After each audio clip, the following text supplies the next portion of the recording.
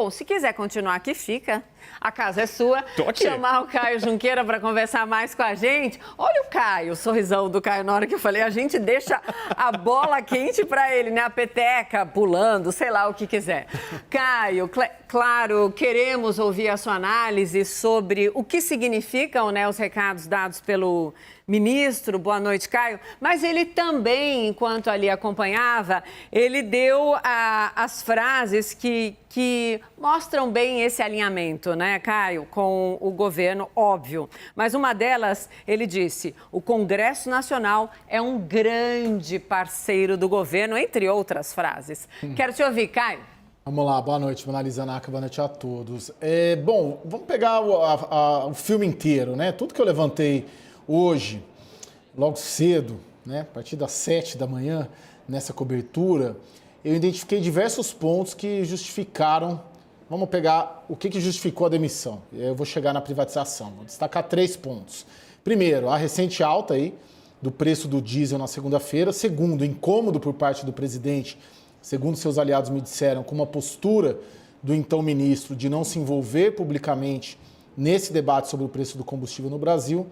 E terceiro, a defesa constante por parte do ministro de que não haveria uma solução para a política de preços da Petrobras e que a solução seria subsidiar os setores mais afetados com políticas públicas, por exemplo, auxílio caminhoneiro, subsídio. Outro aspecto relevante é olhar de que forma essa mudança mexe nas peças do tabuleiro da esplanada. Vamos lá.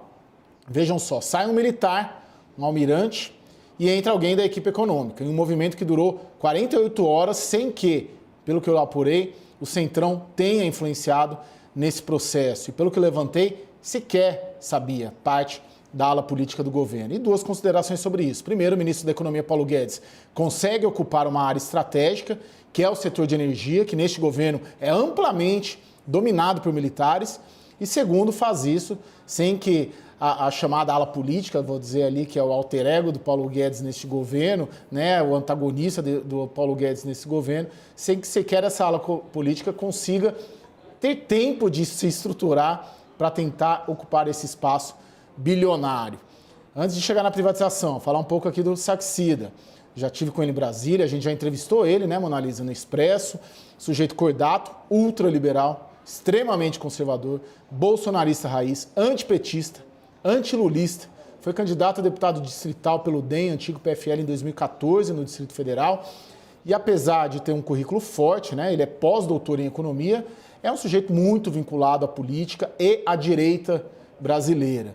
E penso que, chegando agora finalmente na privatização, que nessa primeira fala dele como ministro, nesse anúncio que ele fez de que pedirá que o governo analise a privatização da Petrobras, ele faz coro, super coro, às mensagens e ao discurso que o presidente Jair Bolsonaro vem tentando passar, que é o que, basicamente? Descolar o governo da Petrobras, descolar a inflação, no caso dos combustíveis, do Palácio do Planalto, do candidato à reeleição.